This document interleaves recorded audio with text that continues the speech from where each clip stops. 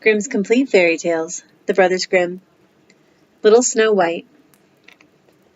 Once upon a time, in the middle of winter, when the flakes of snow were falling like feathers from the sky, a queen sat at a window sewing, and the frame of the window was made of black ebony. And while she was sewing and looking out of the window at the snow, she pricked her finger with the needle, and 3 drops of blood fell upon the snow. And the red looked so pretty upon the white snow, she thought to herself, "If only I had a child as white as snow, as red as blood, and as black as the wood of the window frame." Soon after that, she had a little daughter who was as white as snow and as red as blood, and her hair was as black as ebony. And she was therefore called Little Snow White. And when the child was born, the queen died. After a year had passed, the king took another wife. She was a beautiful woman, but proud and haughty. She could not bear that anyone else should surpass her in beauty. She had a wonderful looking glass, and when she stood in front of it and looked at herself in it and said, looking glass on the wall, who in this land is the fairest of all?" The looking glass answered, "You, O queen, are the fairest of all." Then she was satisfied, for she knew that the looking glass spoke the truth. But Snow White was growing up, and grew more and more beautiful, and when she was 7 years old, she was as beautiful as the day, and more beautiful than the queen herself. And once, when the queen asked her looking glass on the wall, who in this land is the fairest of all?" it answered, "You are fairer than all who are here, Lady Queen, but more beautiful still is Snow White, as I ween." Then the queen was shocked, and turned yellow and green with envy. From that time, whenever she looked at Snow White, her heart heaved in her breast. She hated this girl so much. And envy and pride grew higher and higher in her heart like a weed, so that she had no peace day or night. She called a hunter and said, "Take the child away into the forest. I will no longer have her in my sight. Kill her and bring me back her heart as a token." The hunter obeyed and took her away. But when he had drawn his knife and was about to pierce Snow White's innocent heart, she began to weep and said, "Oh, dear hunter, spare me my life. I will run away into the forest. I will never come home again." And as she was so beautiful, the hunter had pity on her and said, "Run away then, you poor child. The beast will soon devour you anyway," thought he. And yet it seemed as if a stone had been rolled from his heart, since he no longer needed to kill her. And as a young boar just then came running by, he stabbed it, and cut out its heart, and took it to the queen as proof that the child was dead. The cook had to salt this, and the wicked queen ate it, and thought she had eaten the heart of Snow White. But now the poor child was all alone in the great forest, and so terrified that she looked at every leaf of every tree and did not know what to do. Then she began to run, and ran over sharp stones and through thorns, and the wild beasts ran past her, but did her no harm. She ran as far as her feet would go until it was almost evening. Then she saw a little cottage and went into it to rest. Everything in the cottage was small, but neater and cleaner than you can imagine. There was a table on which was a white cover and 7 little plates, and on each plate a little spoon. Moreover, there were 7 little knives and forks and 7 little mugs. Against the wall stood 7 little beds side by side and covered with snow white bed sheets. Little Snow White was so hungry and thirsty that she ate some vegetables and bread from each plate, and drank a drop of wine out of each mug, for she did not wish to take all from only one. Then she was so tired, she laid herself down on each of the little beds, but none of them suited her. One was too long, one was too short, but at last she found that the 7th one was right, and so she remained in it, said a prayer, and went to sleep. When it was quite dark, the owners of the cottage came back. They were 7 dwarfs who dug and delved in the mountains for ore. They lit their 7 candles, and now that the cottage was lit, they saw that someone had been there, for everything was not in the same order in which they had left it. The first said, "Who's been sitting on my chair?" The second, "Who's been eating off my plate?" The third, "Who's been taking some of my bread?" The fourth, "Who's been eating my vegetables?" The fifth, "Who's been using my fork?" The sixth, "Who's been cutting with my knife?" The seventh, "Who's been drinking out of my mug?" The first looked around and saw that there was a little hole on his bed, and he said, "Who's been getting into my bed?" The others came up and each called out, "Somebody has been lying in my bed too." But the seventh, when he looked at his bed, saw little Snow White, who was lying asleep in it. He called the others, who came running up, and they cried out with astonishment and brought their 7 little candles and let the light fall on little Snow White. "Oh heavens," cried they. "What a lovely child!" And they were so glad that they did not wake her up, but let her sleep in the bed. And the 7th dwarf slept with his companions, 1 hour with each, and so got through the night. When it was morning, little Snow White awoke, and was frightened when she saw the 7 dwarfs, but they were friendly, and asked her what her name was. "My name is Snow White," she answered. "How have you come into our house?" said the dwarfs. Then she told them that her stepmother had wished to have her killed, the hunter had spared her life, and that she had run for the whole day until at last she found their dwelling. The dwarf said, "If you will take care of our house, cook, make the beds, wash, sew, knit, and if you will keep everything neat and clean, you can stay with us, and you shall want for nothing." "Yes," said Snow White, "with all my heart." And she stayed with them. She kept the house in order for them. In the mornings, they went to the mountains and looked for copper and gold. In the evenings, they came back, and then their supper had to be ready. The girl was alone the whole day, so the good dwarfs warned her and said, "Beware of your stepmother. She will soon know that you are here. Be sure to let no one come in."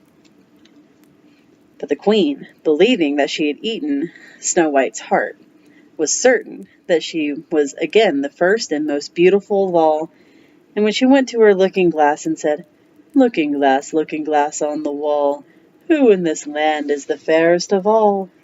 And the glass answered, "O queen, you are the fairest of all I see, but over the hills where the 7 dwarfs dwell, Snow White is still alive and well, and none is so fair as she."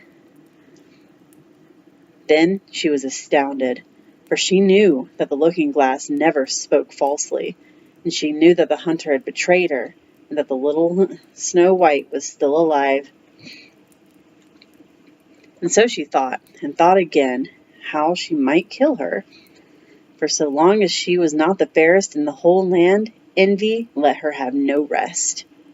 And when she had at last thought of something to do, she painted her face and dressed herself like an old peddler. No one could have known her. In this disguise, she went over the 7 mountains to the 7 dwarfs and knocked at the door and cried, "Pretty things to sell, very cheap, very cheap." Little Snow White looked out the window and called out, "Good day, my good woman. What do you have to sell?" "Good things, pretty things," she answered. "Laces of all colors." And she pulled out one which was woven in bright-colored silk. "I may let the worthy old woman in," thought Snow White, and she unbolted the door and bought the pretty laces. "Child," said the old woman, "what a fright you look. Come, I will lace you properly for once." Snow White had no suspicion, but stood before her and let herself be laced with the new laces. But the old woman laced so quickly and so tightly that Snow White lost her breath and fell down as if dead. "Now I am the most beautiful," said the queen to herself, and ran away. Not long afterwards, in the evening, the dwarfs came home, but were shocked when they saw their dear little Snow White lying on the ground, and that she neither stirred nor moved, and seemed to be dead. They lifted her up, and as they saw she was laced too tightly, they cut the laces. Then she began to breathe a little, and after a while came to life again. When the dwarfs heard what had happened, they said, "The old peddler was none other than the wicked queen. Take care and let no one come in when we are not with you." But the wicked queen, when she had reached home, went in front of the glass and asked, looking glass on the wall, who in this land is the fairest of all?" And it answered as before, "O queen, you are the fairest of all I see, but over the hills where the 7 dwarfs dwell, Snow White is still alive and well, and none is so fair as she." When she heard that, all the blood rushed to her heart with fear, for she saw plainly that little Snow White was again alive. "But how?" she said. "I will think of something that shall put an end to you." And by the help of witchcraft, which she understood, she made a poisonous comb. Then she disguised herself and took the shape of another old woman. So she went over the 7 mountains to the 7 dwarfs, knocked at the door, and cried, "Good things to sell, cheap, cheap." Little Snow White looked out and said, "Go away. I cannot let anyone come in." "I suppose you can look," said the old woman, and pulled the poisonous comb out and held it up. It pleased the girl so well that she let herself be fooled and opened the door. When they had struck a bargain, the old woman said, "Now I will comb you properly for once." Poor little Snow White had no suspicion, and let the old woman do as she pleased. But hardly had she put the comb in her hair than the poison in it took effect, and the girl fell down senseless. "You paragon of beauty," said the wicked woman, "you are done for good." And she went away. But fortunately, it was almost evening, when the 7 dwarfs came home. When they saw Snow White lying as if dead upon the ground, they at once suspected the stepmother. They looked around and found the poisoned comb. Scarcely had they taken it out when Snow White came to, and told them what had happened. Then they warned her once more to be upon her guard, and to open the door for no one. The queen at home went in front of the looking glass and said, looking glass on the wall, who in this land is the fairest of all?" Then it answered as before, "O queen, you are the fairest of all I see, but over the hills where the 7 dwarfs dwell, Snow White is still alive and well, and none is as fair as she." When she heard the glass speak, she trembled and shook with rage. "Snow White will die," she cried, "even if it costs me my life." With that, she went into a quite secret, lonely room where no one ever came. There she made a very poisonous apple. Outside, it looked pretty, white with a red cheek, so that everyone who saw it longed for it, but whoever ate a piece of it must surely die. When the apple was ready, she painted her face and dressed herself up as a country woman. So she went over the 7 mountains to the 7 dwarfs. She knocked at the door. Snow White put her head out of the window and said, "I cannot let anyone in. The 7 dwarfs have forbidden me." "It is all the same to me," answered the woman. "I shall soon get rid of my apples. Here, I will give you one." "No," said Snow White, "I dare not take anything." "Are you afraid of poison?" said the old woman. "Look, I will cut the apple in 2 pieces. You eat the red cheek, and I will eat the white." The apple was so cunningly made that only the red cheek was poisoned. Snow White longed for the fine apple. When she saw that the woman ate part of it, she could resist no longer, stretched out her hand and took the poisonous half. But hardly had she taken a bite than she fell down dead, and the queen looked at her with a dreadful look, and laughed aloud and said, "White as snow, red as blood, black as ebony wood. This time the dwarfs cannot wake you again." And when she asked the looking-glass at home, looking glass on the wall, who in this land is the fairest of all?" it answered at last, "O Queen, in this land you are fairest of all." Then her envious heart had rest, so far as an envious heart can have rest. The dwarfs, when they came home in the evening, found Snow White lying upon the ground. She breathed no longer and was dead. They lifted her up, looked to see whether they could find anything poisonous, unlaced her, combed her hair, washed her with water and wine, but it was all of no use. The poor child was dead, and remained dead. They laid her upon a bier, and all 7 of them sat around it and wept for her, and wept for 3 days long. Then they were going to bury her, but she still looked as if she were alive, and still had her pretty red cheeks. They said, "We cannot bury her in the dark ground." And they had a transparent coffin of glass made, so that she could be seen from all sides, and they laid her in it, and in golden letters wrote upon it in her name, that she was the king's daughter. Then they put the coffin out upon the mountain, and one of them always stayed by and watched it. And the birds came too, and wept for Snow White, first an owl, then a raven, and at last a dove. And now Snow White lay a long, long time in the coffin. She did not change, but looked as if she were asleep, for she was as white as snow, as red as blood, and her hair was as black as ebony. It happened, however, that a king's son came into the forest and went to the dwarf's house to spend the night. He saw the coffin on the mountain, and the beautiful Snow White inside it, and read what was written upon it in golden letters. Then he said to the dwarfs, "Let me have the coffin. I will give you whatever you want for it." But the dwarfs answered, "We will not part with it for all the gold in the world." Then he said, "Let me have it as a gift, for I cannot live without seeing Snow White. I will honor and prize her as my dearest possession." As he spoke in this way, the good dwarfs took pity upon him, and gave him the coffin. And now the king's son had it carried away by his servants on their shoulders. And it happened that they stumbled over a tree stump, and with the shock the poisonous piece of apple which Snow White had bitten off came out of her throat. And before long she opened her eyes, lifted up the lid of the coffin, sat up, and was once more alive. "Oh, heavens! Where am I?" she cried. The king's son, full of joy, said, "You are with me," and told her what had happened, and said, "I love you more than anything in this world.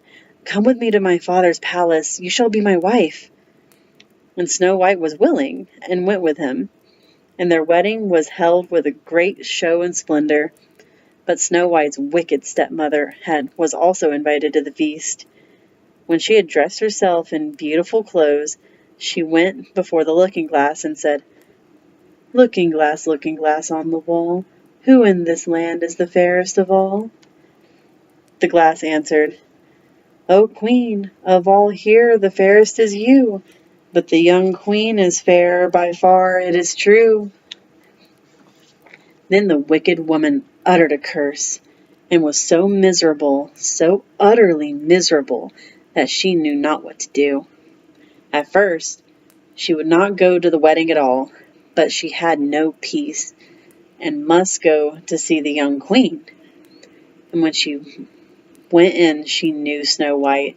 She stood still with rage and fear, and could not stir. But iron slippers had already been put upon the fire, and they were brought in with tongs and set before her. Then she was forced to put on the red-hot shoes and dance until she dropped dead.